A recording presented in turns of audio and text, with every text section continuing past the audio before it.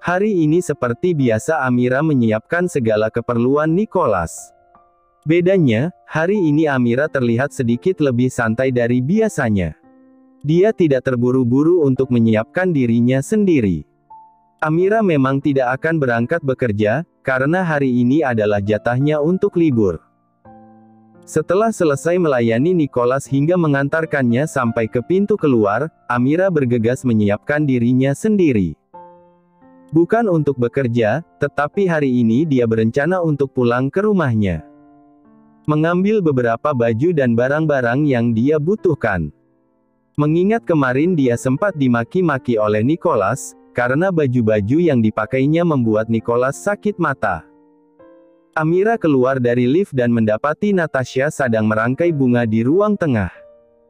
"Mah, aku izin pulang ke rumah sebentar, ya?" Pamit Amira pada Natasha. "Kamu tidak bekerja hari ini?" tanya Natasha. "Tidak, Mah. Aku libur hari ini. Karena itu, aku minta izin pulang ke rumah untuk mengambil baju-baju yang masih tertinggal di rumah," jelas Amira. "Baju-baju?" Natasha mengulangi perkataan Amira. "Iya, Mah. Saat datang kemari, aku hanya membawa baju ganti beberapa potong saja. Jadi, aku akan kembali ke rumah untuk mengambil yang lain," terang Amira lagi. "Tidak perlu, sayang. Hari ini kamu ikut Mama saja, ya?" ajak Natasha. "Kemana, Mah?" tanya Amira. "Kita belanja baju-baju dan keperluan untukmu," kata Natasha tampak bersemangat, mengingat selama Amira menjadi menantunya, belum pernah Natasha membelikan Amira barang-barang yang dia butuhkan.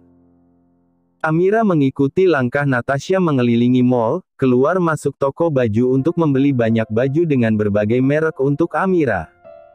"Kamu suka yang seperti apa, Mira?" tanya Natasha menanyakan selera Amira. "Apa saja, Mah. Tapi biasanya Amira tidak pernah membeli baju santai di mall seperti ini," terang Amira sambil tersenyum kecut. "Oh ya. Lalu di mana kamu biasa membelinya?" tanya Natasha. "Di pasar, Mah. Di sana Amira bisa mendapatkan baju dengan harga yang lebih terjangkau. Amira bisa mendapatkan 3 baju dengan harga yang sama untuk 1 baju di sini, Mah," jelas Amira menceritakan tentang kebiasaannya sebelum menjadi menantu Tony Oscar. Natasha hanya tersenyum, tanpa mengejek kebiasaan yang biasa dilakukan oleh menantunya. "Mah, seperti baju untukku sudah cukup," ujar Amira melirik pada seorang bodyguard di belakangnya, di mana kedua tangan bodyguard itu penuh membawakan barang-barang belanjaan miliknya. "Kamu sudah merasa lelah?" tanya Natasha. "Iya, Mah. Baiklah, kita berhenti belanja, jika kamu memang sudah merasa lelah. Beginikah cara belanja orang kaya? Dia baru akan berhenti jika sudah merasa lelah," batin Amira. "Kalau begitu, kita pergi ke sana," ujar Natasha lagi, menunjuk salah satu salon kecantikan yang tak jauh dari tempatnya berdiri. "Salon? Ngapain kita ke salon, Mah?" tanya Amira. "Kita akan makan-makan di sana," jawab Natasha. "Hah?" Amira terkejut. "Tentu saja, kita akan perawatan sayang. Sekalian merefresh tubuh dan pikiran kita." "Oke," ajak Natasha sambil menggandeng Amira yang tampak masih tertegun. Amira dan Natasha masuk disambut oleh 2 orang yang berdiri di bagian resepsionis, lalu segera menawarkan treatment yang disediakan di salon tersebut pada Natasha. Sementara Natasha berbicara dengan seseorang di bagian resepsionis, Amira memilih untuk memindai setiap sudut ruangan di mana dia berada. Dulu rasanya hanya bisa bermimpi bagi Amira untuk masuk ke dalam salon sebagus ini. Apalagi sampai melakukan perawatan. Tanpa sadar Amira tersenyum dengan kehidupannya yang menjadi terbalik 180 derajat. "Sayang, yuk," ajak Natasha membuyarkan lamunan Amira. Keduanya kini masuk ke dalam untuk melakukan treatment yang sudah dipesan oleh Natasha. Cukup lama keduanya di dalam, bahkan hampir 3 jam hanya untuk melakukan perawatan dari ujung rambut hingga ke ujung kaki. Amira benar-benar merasa senang dengan pengalaman yang baru pertama kali dia rasakan. Makasih tante, mah. Amira senang banget bisa ngerasain treatment kayak gini di salon. Aku benar-benar merasa jadi putri. Ujar Amira polos. Hahaha, datanglah ke sini kapanpun kamu mau. Roy sudah memberikan kamu kartu kredit, bukan? Tanya Natasha. Ah, maksud mama, ini. Tanya Amira sambil mengeluarkan black card dari dompetnya. Iya, gunakan itu untuk melakukan apapun yang kamu mau. Benar juga ya, kenapa aku lupa jika pernah diberikan kartu ini, batin Amira. Iya mah, Amira akan menggunakannya untuk keperluan Amira. Gunakan kartu ini sesuka hatimu, asalkan bukan untuk berjudi dan mabuk-mabukan. Natasha memperingatkan. Amira seketika menggelengkan kepalanya cepat. Sungguh aku tidak pernah sama sekali berjudi dan mabuk-mabukan, mah. Haram. Jawab Amira polos. Hahaha, tentu Amira, aku percaya padamu.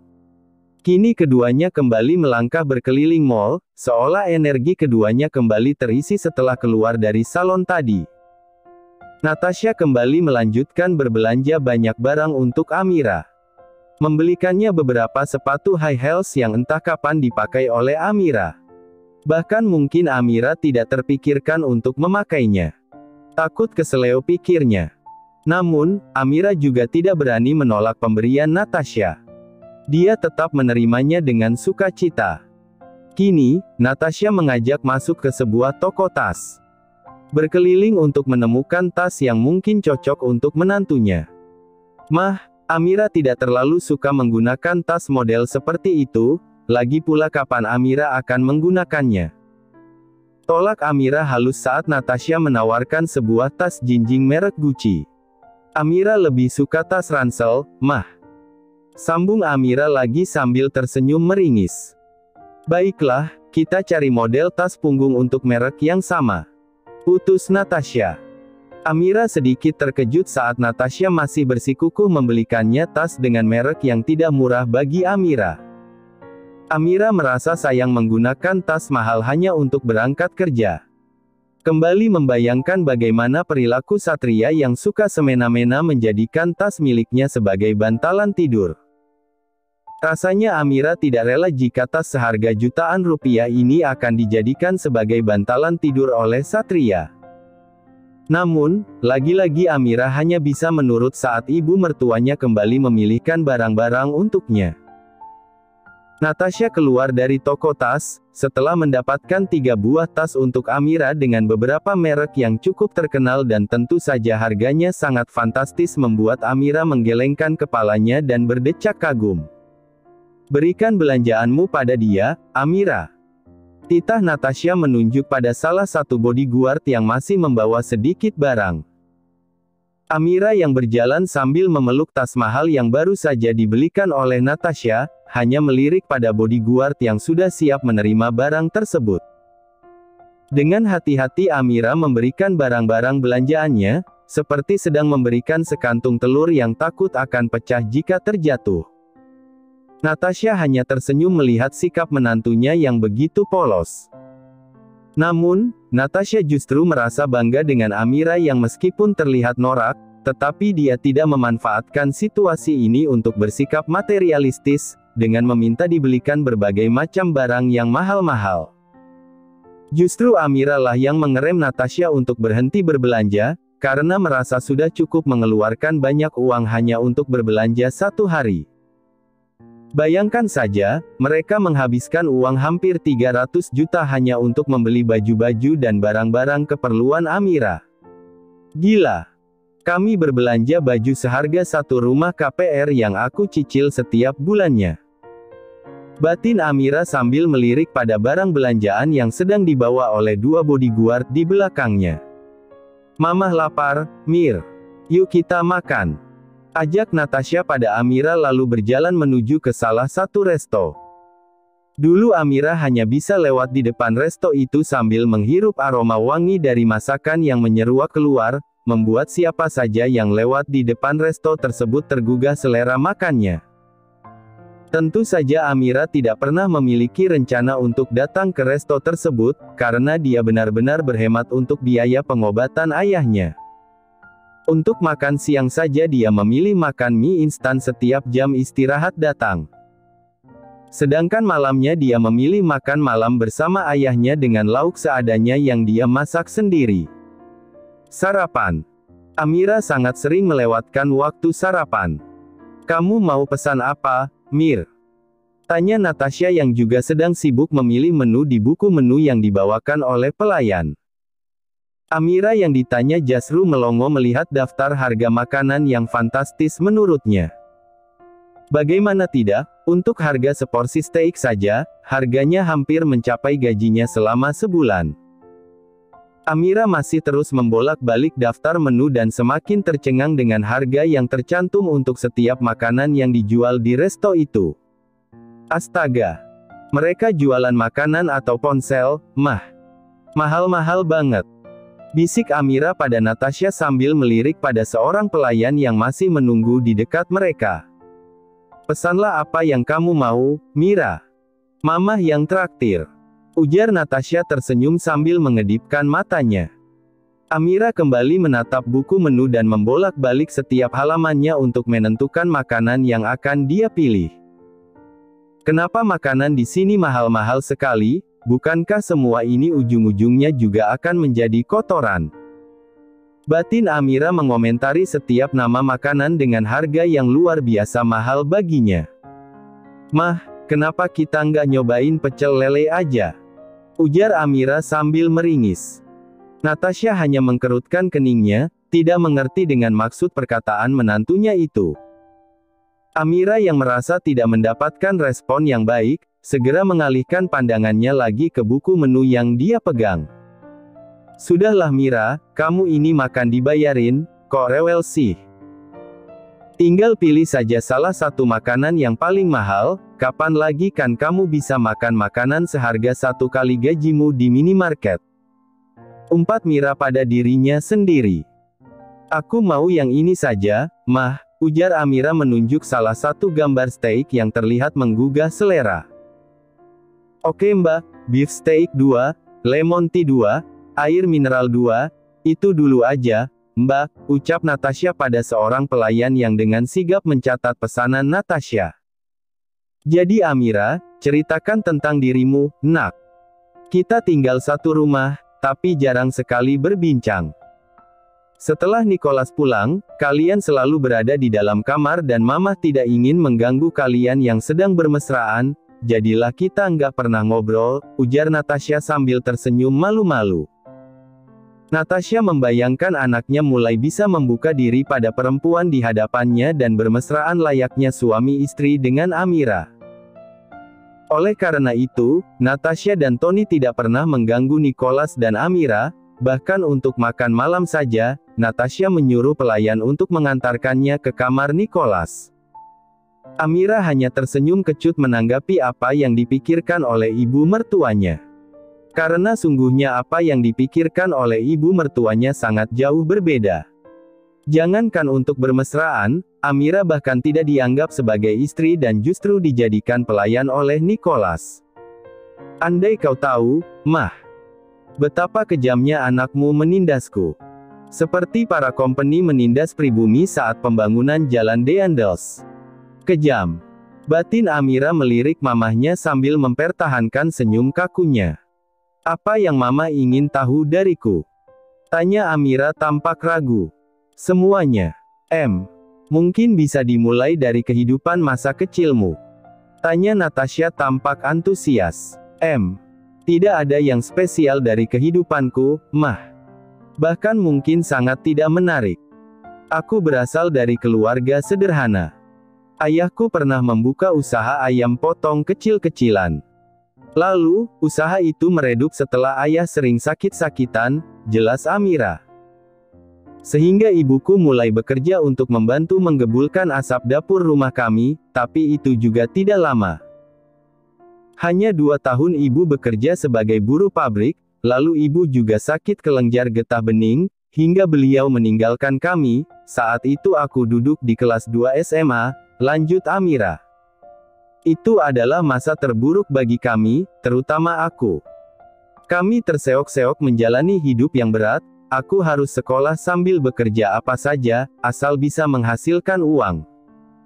Mulai dari menyetrika baju di laundryan dekat rumah sampai berjualan pulsa. Semuanya demi agar bisa memenuhi kebutuhan sehari-hari dan membiayai pengobatan ayah, mah. Tanpa sadar Amira meneteskan air mata mengenang saat-saat terberat dalam hidupnya.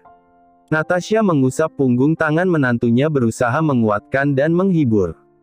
Natasha sendiri tidak pernah menyangka gadis manis di hadapannya yang selalu mengumbar senyum ceria, justru menyimpan kehidupan yang berat. Hingga akhirnya aku lulus SMA dan bekerja di minimarket Mbak Amanda sampai hari ini.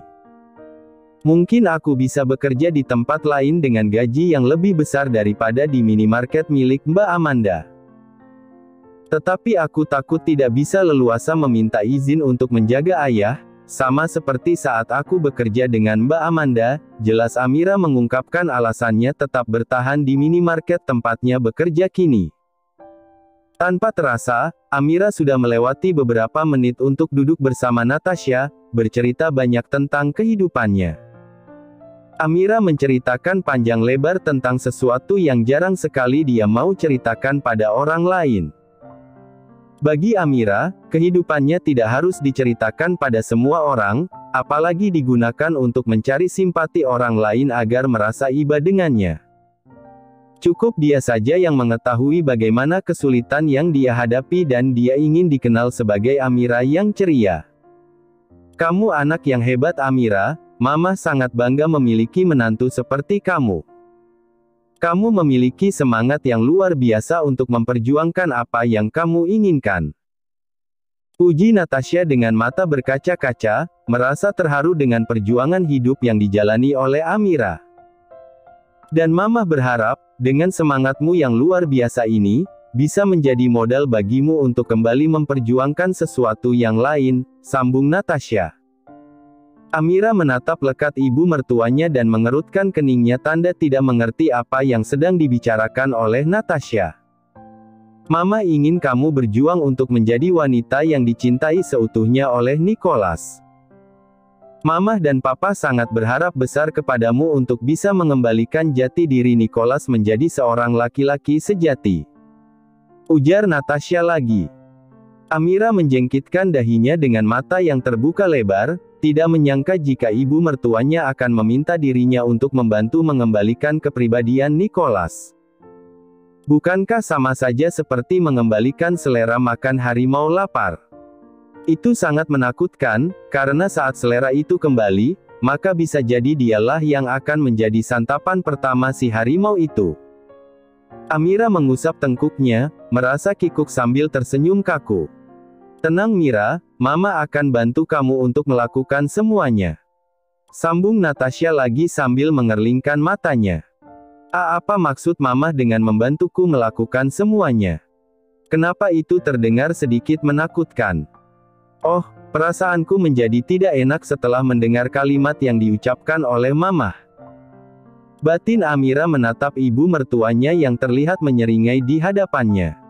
Obrolan antara keduanya kini mulai sedikit berkurang, karena makanan sudah tiba. Amira lebih memilih menikmati makanannya sambil terus memikirkan kata-kata Natasha. Begitu juga dengan Natasha, memilih menikmati makanannya sambil merangkai rencana yang akan dia berikan untuk membantu Amira mendapatkan cinta Nicholas seutuhnya. Sekarang kita pulangkan, Mah. Tanya Amira saat keduanya sudah selesai makan. Kamu sudah merasa lelah? Iya, Mah. Kakiku rasanya pegel banget dari pagi muter-muter terus. Berasa keluar semua otot kakiku, Mah. Kayaknya Aderai kalah deh. Seloro Amira mengisyaratkan jika dia benar-benar sudah tidak sanggup lagi, jika harus berkeliling. Iya, udah kamu ke mobil dulu ya. Ada sesuatu yang masih ingin Mama beli, ujar Natasha merasa kasihan pada menantunya. Amira hanya mengangguk pasrah dengan perintah yang diberikan oleh ibu mertuanya. Dia hanya bisa membatin heran dengan tingkah Natasha yang seolah tidak ada lelahnya berbelanja mengelilingi mall. Pak Andar, tolong antar Amira ke mobil. Titah Natasha pada salah satu bodyguard yang sudah membawa banyak barang di kedua tangannya. Selanjutnya Natasha pergi berlalu bersama dengan bodyguardnya yang lain untuk membeli barang yang masih dia inginkan. Apakah Nyonya Natasha selalu belanja sebanyak ini, Pak? Tanya Amira pada Pak Andar. Iya Non, ini belum seberapa. Biasanya Nyonya berangkat pagi hingga menjelang malam baru pulang dari mall, barang-barang yang dibeli pun sudah seperti memindahkan isi mall ke dalam rumahnya. Sahut Pak Andar bersemangat menceritakan tingkah laku majikannya. Amira hanya melongo sambil mengangguk-angguk, mendengarkan penuturan dari Pak Andar. Kemudian berdecak heran sambil menggelengkan kepala, cek, cek, cek. Orang kaya. Amira duduklah sebentar di sini sambil menunggu Nicholas pulang, ajak Natasha pada Amira untuk duduk di ruang keluarga sambil melepas lelah setelah seharian berbelanja. Amira menyandarkan punggungnya di sandaran sofa yang empuk, membuat punggungnya sedikit rileks. Mengetahui majikannya pulang, beberapa pelayan segera bergegas melayani Natasha dan Amira. Satu di antaranya menyuguhkan teh hangat untuk Natasha dan Amira. Sementara pelayan yang lainnya dengan sigap membawa barang-barang yang baru saja dibeli oleh mereka berdua. Letakkan semua barang-barang Nona Amira di kamarnya dan tata semuanya dengan rapi. Perintah Natasha pada pelayan yang membawa barang belanjaan mereka. Tapi mah, nggak ada lemari lain di kamar baju Nicholas. Amira khawatir Nicholas menjadi tidak nyaman jika lemarinya bercampur dengan baju-bajuku. Jelas Amira menerangkan apa yang tidak ada di kamar Nicholas. Tenang saja, sayang. Mereka akan membawakan lemari yang baru masuk ke kamarmu. Jelas Natasha sambil tersenyum santai. Astaga. Apakah di rumah ini juga ada toko mebelnya? Bagaimana bisa mereka dengan sekejap menyediakan almari untukku? Batin Amira sekali lagi merasa takjub dengan apa yang ada di rumah Tony. Selamat sore, Mah.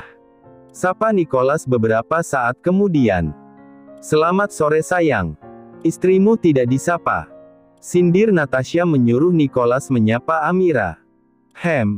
Ujar Nicholas ketus menatap ke arah Amira lalu mengangguk singkat. Meskipun Nicholas terlihat sangat terpaksa saat menyapa Amira, namun Natasha sudah cukup merasa bahagia karena Nicholas mau menuruti kemauannya untuk menyapa Amira. Nicholas ke atas ya, Mah. Ujar Nicholas sambil berlalu. Kemudian langkahnya kembali terhenti saat menyadari jika Amira masih berdiam diri duduk di kursi bersama dengan ibunya. Kenapa kamu masih di sana? Ayo cepat masuk kamar. Seru Nicholas pada Amira. Amira sontak terkejut karena merasa ditegur oleh Nicholas, seketika berdiri dari tempat duduknya. Baik, Tuan. Ujar Amira berlari kecil hendak menyusul Nicholas. Tuan. Kamu memanggil Nicholas dengan sebutan, Tuan. Seru Natasha merasa terkejut saat Amira spontan memanggil Nicholas dengan panggilan, Tuan.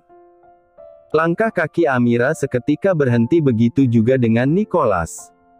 Keduanya kompak menoleh ke arah Natasha yang terlihat menampakkan wajah terkejut sekaligus tidak senang. Amira kini menjadi linglung untuk menjelaskan apa yang baru saja dia ucapkan untuk memanggil Nicholas. Melirik sedikit ke arah Nicholas yang juga terlihat menegang. Agaknya Nicholas memang sedikit menaruh rasa takut pada kemarahan ayah dan ibunya.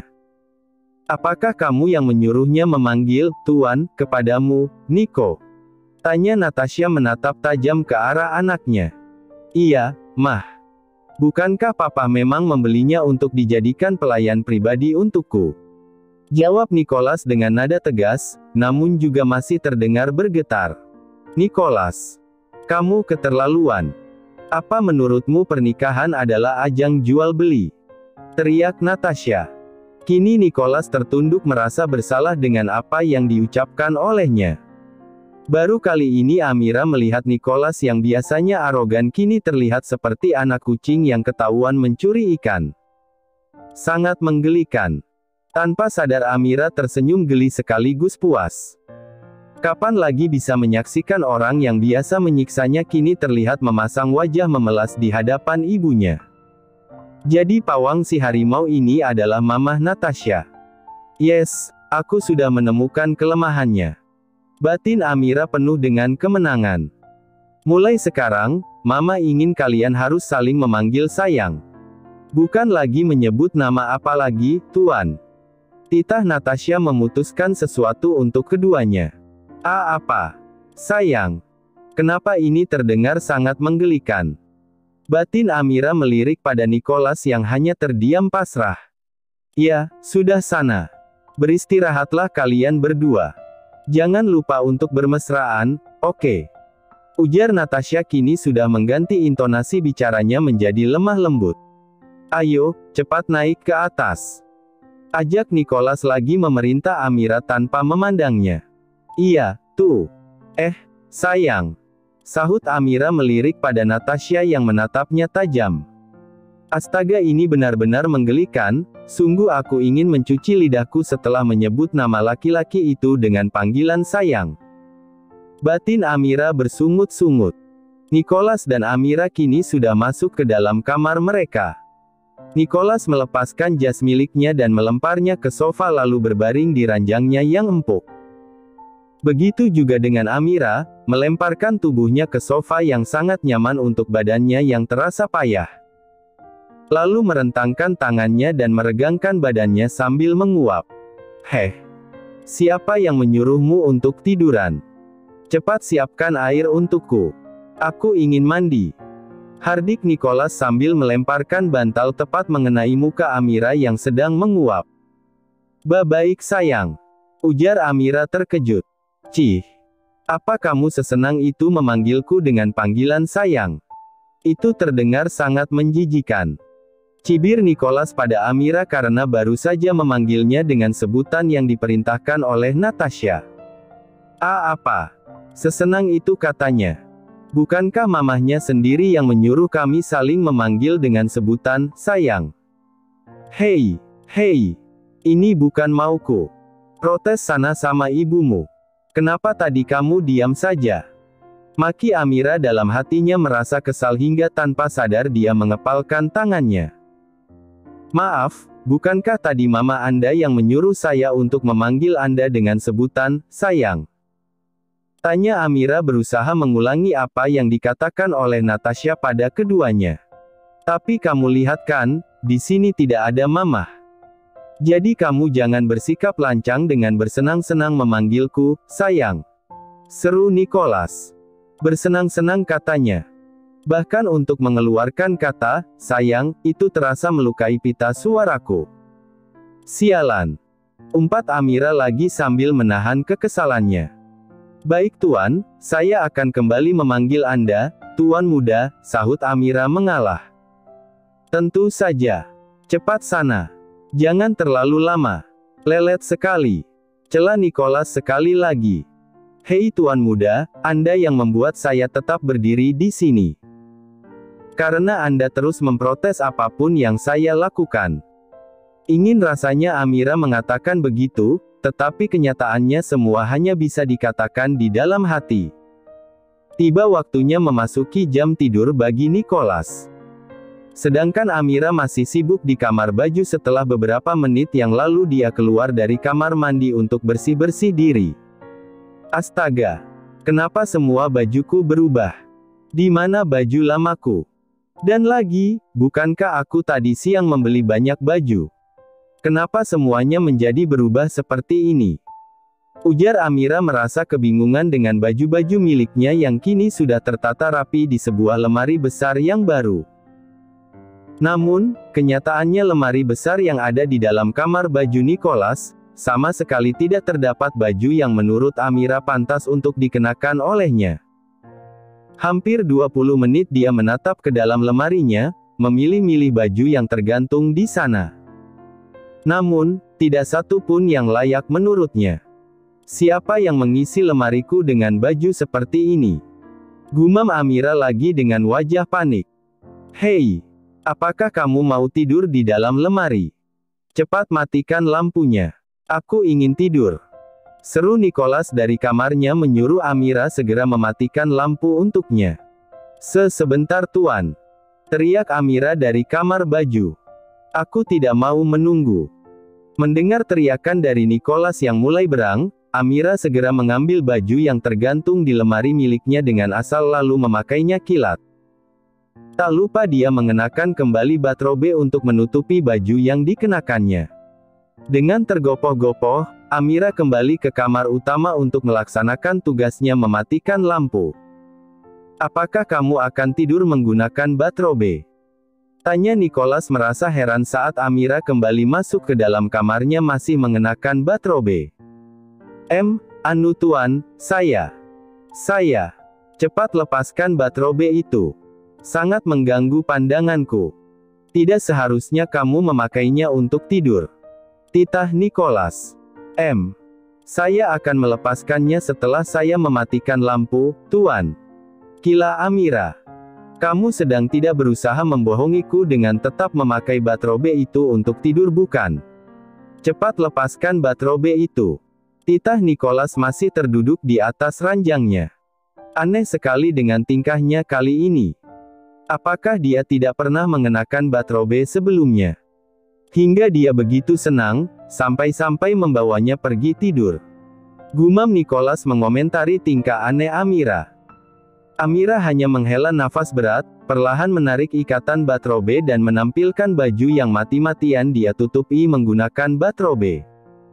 Mata Nicholas seketika terbelalak melihat apa yang dikenakan oleh Amira. Sid, kamu menggunakan lingerie.